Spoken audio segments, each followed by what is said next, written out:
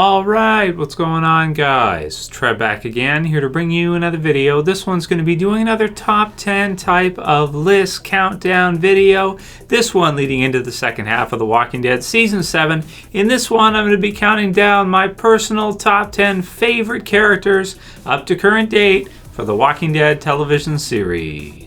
And spoiler warning if you're not caught up for Walking Dead. So this video was suggested by a number of you guys, including Big Bro Billy, who left his comment in the video, and a lot of people thumbed it up, wanting to see my current top 10 favorite characters for the Walking Dead television series. So this is one I haven't done for quite some time now. I think it was back in Season 5, at the end of Season 5, when I last updated my top 10 favorite characters. And it changes all the time. As you go through the seasons, certain characters are going to stand out, certain characters are going to change, and some, may go from being one of your favorites to kind of going down your list. Others may kind of move up the list. And we have seen a huge amount of change going from the end of The Walking Dead Season 5 into the mid-half season for Season 7. So there's lots of change with regards to my list and who is counted on my list. Two honorable mentions right away that were on my list, very high on my list earlier, have kind of moved off of it for right now.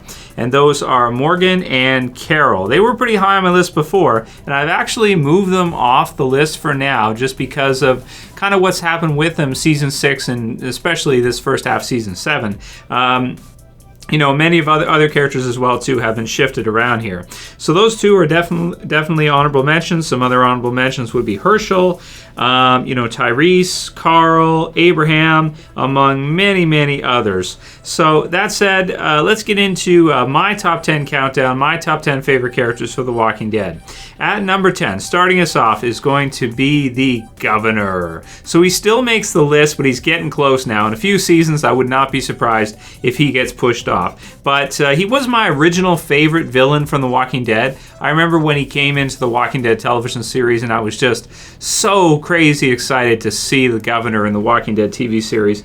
And David Morrissey did a tremendous job playing the character, even getting to see him come back for the hallucination sequence with Tyrese.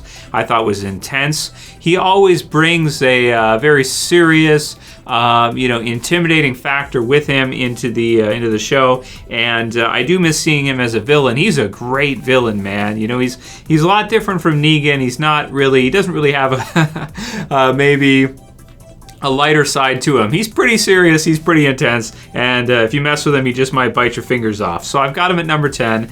You kill or you die and you kill. Awesome. Absolutely awesome. So number 10, the Governor.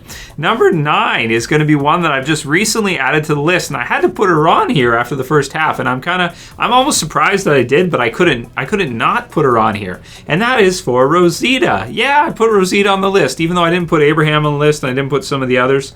Rosita is a character, especially after this first half, that I feel like could really go down as one of the great Walking Dead women of the series. I mean, getting to see kind of all the different story arcs she's been through. Her part with Abraham, Abraham kind of breaking it off with her, developing some kind of friendship with Daryl, going out on kind of runs with him and that kind of thing. The stuff that happened with Denise. She's super tough. I love how Negan refers to her like, "You are so badass." She tries to kill him. That was pretty badass. It was super badass. And she even moves up into the knife to cut her on the face and everything. Really love what they've done with Rosita, especially this half, and I have to put her on the list. Out of everybody from her group, Eugene, Abraham, I wouldn't have thought that she'd become one of my favorites for the TV series, but she certainly has, and I'm going to put her at the list at number 9. Number 8 is going to be a big-time throwback to earlier seasons, Season 1, Season 3, and that is going to be Merle Dixon. So Merle is a lot of fun as a character, man. I can't forget this one, even though it's been a while now. I still can't forget how much fun it was to see Merle in the show, and it's always felt like something's kind of missing with Daryl and just kind of not having him around, because when he's in the show, he's kind of like Negan in a way, I suppose. I compare him he's most similar to Negan. He's got a very funny sense of humor, very dark sense of humor, but he's a really fun character, and I mean, he goes out like an absolute Dawn at the end, coming in with the Walker army that he comes with and taking out a whole bunch of the Governor's men. Just awesome stuff. Love to see Michael Rooker's performance. He was incredible as Merle, and he's got to be on my list. He's going to be number 8. Number 7, moving this one quite a ways up because he used to be quite a bit higher, is Shane. So Shane is still one of my favorite characters in the series. I'm going to put him at number 7 now, but because he hasn't been in the show since season 2, even though he had a huge concentration in the first 2 seasons, I still feel like, the show has gone through so much since then, even though he's still heavily mentioned in the show and he's around sometimes, and we got to see a hallucination with him in season 3 and stuff. Still, it's just been a long time. It's been a while, and, I've still got him on here, but he's not near the top of my list anymore because I feel like there's so many other characters that now we have seen and we've grown to really care for and we've grown to love and we've seen their struggles. Shane had quite a bit of a struggle that we saw very early on, and he's one of my favorites per the season. Season 2, he's my favorite character. But overall from the series, because he's only in a small amount of it, a lot of these other characters have now surpassed him on the list. Number 6 is going to be Glen. Oh, man. I could not put this list together without putting Glen on it, and he is higher up on the list than he used to be. Getting to see him be killed off in such a brutal fashion in the premiere just makes me feel really bad for him, really bad for the character, and he got to do some really cool stuff. In season 6, the fake-out death with Thank You with Nicholas, some good banter back and forth between him and Rick, you and the tank cozy in there. Hey, dumbass, you and the tank cozy in there. Some really cool stuff with him. So I really love to see Stephen Yeun in the show. I'm going to miss seeing him in the show. Hopefully we'll see some hallucinations with him this half season or maybe next year in season 8 or something. But man, Glen was really cool to have in the show. And I had to put him above Shane, and I had to put him above a lot of these other characters because his time has come to an end now. But we got to spend so much time with him throughout the series. We got to see him grow. We got to see him change. We got to see him take on more responsibility and become kind of like a field leader. And just a really cool character. I don't know how you couldn't like him, and that is Glen. Number 5. Going into our top 5, leading off the top 5, is going to be Michonne. So she is higher up on the list than she used to be. Now getting into a relationship with Rick, starting to get really close with Rick and kind of becoming Carl's stepmom, so to speak, or at least an influence in his life. Super badass still with the sword, full of hope and there for Rick when he needs her. A great character, and I almost considered putting her higher on the list, but I'm going to put her at number 5 right now as Michonne. Great character, man. Great female. Highest female on the list right now is going to be Maggie. So she was not even on the list a couple years ago, but I have to put her up there now. I think it has to do with her struggle and the reason why. Getting to see her after the death, the loss of her husband, the loss of Glen, the pregnancy and everything, starting to take on more of a leadership role at the hilltop.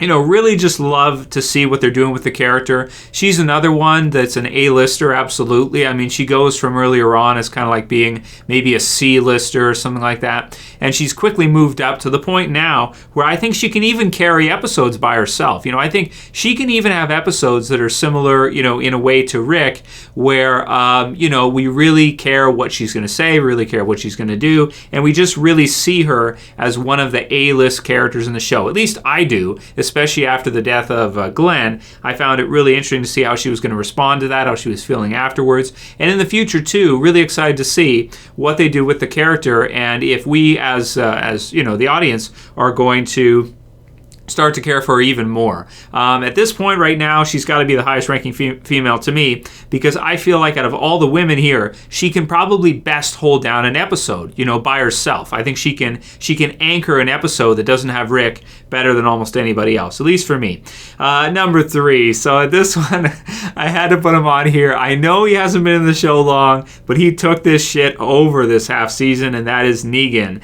Negan is going to be number 3. I can't put him higher than that because he's only been in a small part of the series, but he has already had some of the funniest lines in the entire show. He's been involved in some of the most intense scenes in the entire series, if not the most intense. You could probably say the most intense, I think.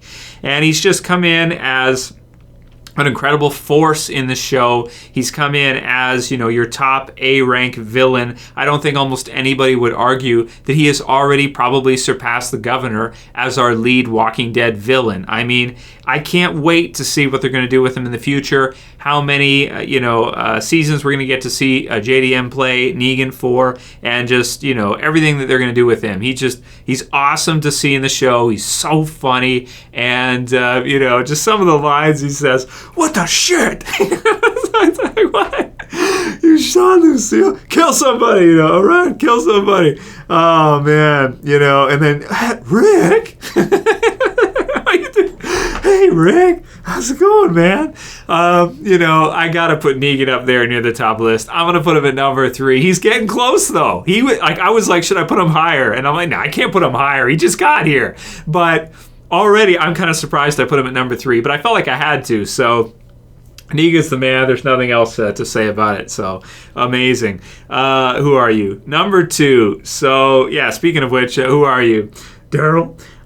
So I still gotta put Daryl near the top of the list. I mean, all the way through the show, incredible stuff from Norman Reedus, to a character that didn't even exist. Him being able to come up with this character and just, being just always there for the group, being there to try to protect them, being there as kind of their lead kind of fighter, and, just so cool finally getting to see him get his mojo back now that he's escaped and he's not eating dog food anymore. Really excited to see what they do with him going forward. Really excited to see is he going to get his crossbow back. What's going to happen with him and Dwight. A lot of questions for the character right now, but I got to put him on the list for sure. And I'm going to put him at number 2. Being like he's Rick's number 2, he's Rick's brother. I have to put him there. He's just such an awesome character and definitely a standout. He's killing it every season. Norman Reedus says Daryl, absolutely. And that leaves us with number 1. You guys know what it is. I just said it. Daryl's, unofficial brother, Rick Grimes. So, yeah, I do still have to put Rick as number 1. I mean, whenever you have an episode that doesn't feature Rick, I always feel like there's something missing. Like when Rick's not there, it just feels like it's Walking Dead, but is it really Walking Dead? I don't know. It's pretty tough without Rick there. Negan has been great, and we've got to see Daryl all throughout, but Rick has got to be our number 1 A-lister, I think. I mean, he's been through quite the struggle, as much of a struggle as almost anybody here on the list, and, it's Rick. He's the lead guy, and I'm going to put him at number 1 still. It's going to take a lot for anybody to knock Rick out of the number 1 spot, I think, for the TV series. Andrew Lincoln does an incredible job. So there's my top 10 list for you guys. And please, let me know what you guys think. Remember, this is a favorite list. There's no right or wrong. So write your favorites below, guys. Do some of you like some of the other characters more? Maybe some would have to have Sasha on their list. Maybe some would have to have Beth or some of the earlier characters in the show. Andrea or Lori. Or I don't know. Maybe some of you might like Lori. Carl, I don't know.